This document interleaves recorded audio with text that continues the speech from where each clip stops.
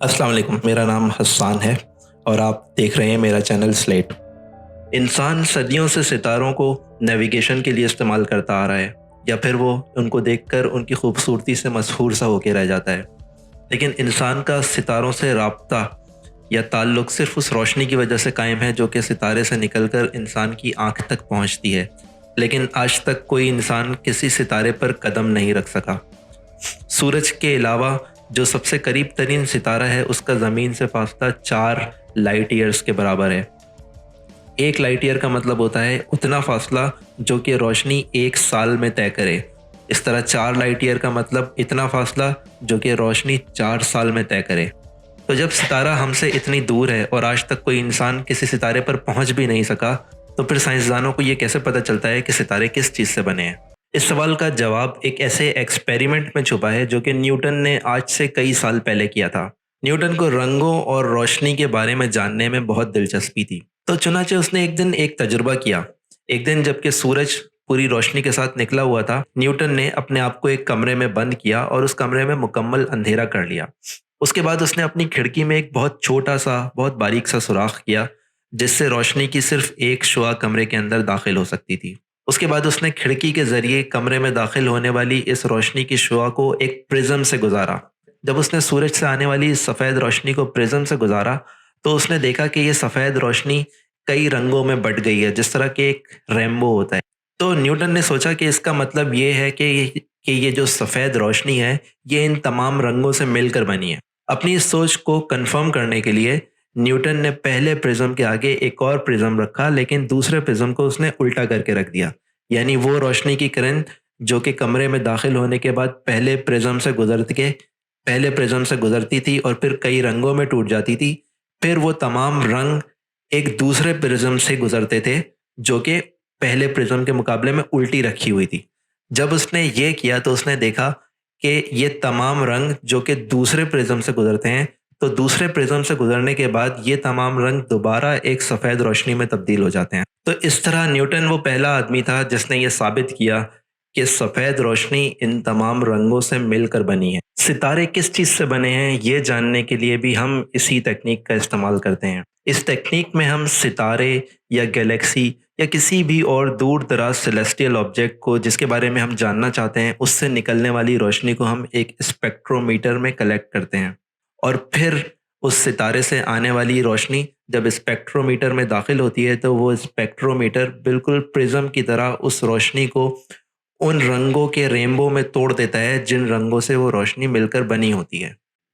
और इस चीज़ को यानी सितारे से हासिल होने वाली रोशनी को एक स्पेक्ट्रोमीटर से गुजार कर उसको उसके रंगों में तोड़ने के अमल को हम स्पेक्ट्रोस्कोपी कहते हैं। और फिर जब स्पेक्ट्रोस्कोपी के ज़रिए हम सितारे से हासिल होने वाली रोशनी को उसके रंगों के रेनबो में तोड़ देते हैं, उसके बाद नेक्स्ट स्टेप में हम एक और ट्रिक इस्तेमाल करते हैं। अब वो ट्रिक क्या है, ये जानने के लिए हमें एलिमेंट्स की एक और प्रॉपर्टी को समझना होगा।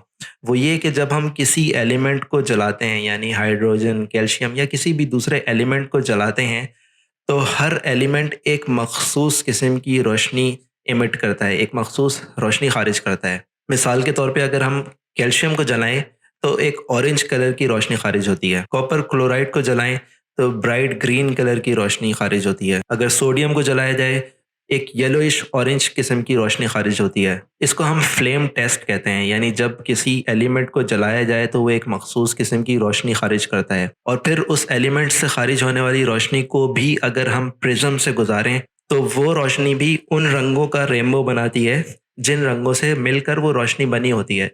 और ये रेनबो हर एलिमेंट का अपना मखसूस रेनबो होता है। जिस तरह मेरा फिंगरप्रिंट है और दुनिया में किसी दूसरे इंसान का फिंगरप्रिंट मेरे जैसा नहीं हो सकता, इसी तरह हर एलिमेंट का अपना एक रेनबो होता है, यानी वो कलर्स जिनसे मिलकर वो एलिमेंट बना है। तो जब हम किसी भी एलिमेंट को जलाएं और उससे निकलने वाली रोशनी को किसी प्रिज्म से गुजारें, तो हमें एक ऐसा रेनबो मिलता है जो कि हर एलिमेंट का अपना मखसूस रेनबो होता है। इस तरह अगर हमें नहीं भी पता कि हम किस एलिमेंट को जला रहे हैं, तो हम उसका रेनबो हासिल करके ये जान सकते हैं कि ये कौन सा एलिमेंट था। मसलन अगर हम किसी चीज़ को जलाएं और उससे हासिल होने वाली रोशनी को हम एक स्पेक्ट्रोमीटर से गुजारने के बाद हमें ये रेनबो हासिल हो, تو ہمیں پتہ چل جائے گا کہ یہ چیز ہیلیم ہے. تو اس طرح جب ہم کسی ایلیمنٹ کو جلا کر چیک کرتے ہیں کہ وہ کون سا ایلیمنٹ ہے, اس ٹیسٹ کو ہم فلیم ٹیسٹ کہتے ہیں. تو اس طرح سے ستاروں سے نکلنے والی روشنی کو جب ہم ایک اسپیکٹرومیٹر سے گزارتے ہیں اور اسپیکٹرومیٹر اس روشنی کو ان رنگوں کی ریمبو میں توڑ دیتا ہے جن سے وہ روشنی بنی ہوتی ہے, تو اس ریمبو سے ہم جان سکتے ہیں کہ یہ ستارہ کس ایلیمنٹ سے مل کر بنا ہے. جیسے ہم نے فلیم ٹیسٹ میں دیکھا کہ ہمیں ہر ایلیمنٹ کا ایک مخصوص ریمبو حاصل ہوتا ہے, اسی طرح ستارے سے حاصل ہونے والا ریمبو ہمیں یہ بتا سکتا ہے کہ یہ ستارہ کس ایلیمنٹ سے بنا ہے. لیکن اس میں ایک چھوٹا سا مسئلہ یہ آتا ہے کہ ریئل لائف میں ستارہ کسی ایک ہی ایلیمنٹ سے تو مل کر نہیں بنا ہوتا, یہ کئی ایلیمنٹس سے مل کر بنا ہوتا ہے. اس لیے ہمیں جو ریمبو حاصل ہوتی ہے وہ بھی ایک جگسا پزل کی طرح ہوتی ہے, اس میں کئی ریمبوز ایک دوسرے کے ساتھ مکس ہوتی ہیں. تو ہم جس طرح جگسا پزل کو سولو کرتے ہیں اسی طرح ہمیں سولو کر کے ان ریمبوز کو الگ کرنا ہوتا ہے, اور پھر ہم الگ کر کے آئیڈینٹیفائی کرتے ہیں کہ اس ستارے میں کون کون سے ایلیمنٹس شامل ہیں. اور سب سے آخر میں یہ بتا دوں کہ تمام کے تمام ستاروں کا سب سے بڑا حصہ ہائیڈروجن اور دوسرا بڑا حصہ ہیلیم کے ایٹمز پر مشتمل ہوتا ہے. اس کے علاوہ باقی تمام ایلیمنٹس بہت چھوٹی چھوٹی مقدار میں ہوتے ہیں. تو آخر میں آپ سے وہی درخواست کروں گا جو کہ میں ہمیشہ کرتا ہوں کہ اس ویڈیو کو لائک کریں اور شیئر کریں تاکہ دوسروں تک یہ ویڈیو پہنچ سکے, اور اس چینل کو سبسکرائب کریں تاکہ میں آپ تک وہ چیز پہنچا سکوں جو کہ میں پہنچانا چاہتا ہوں.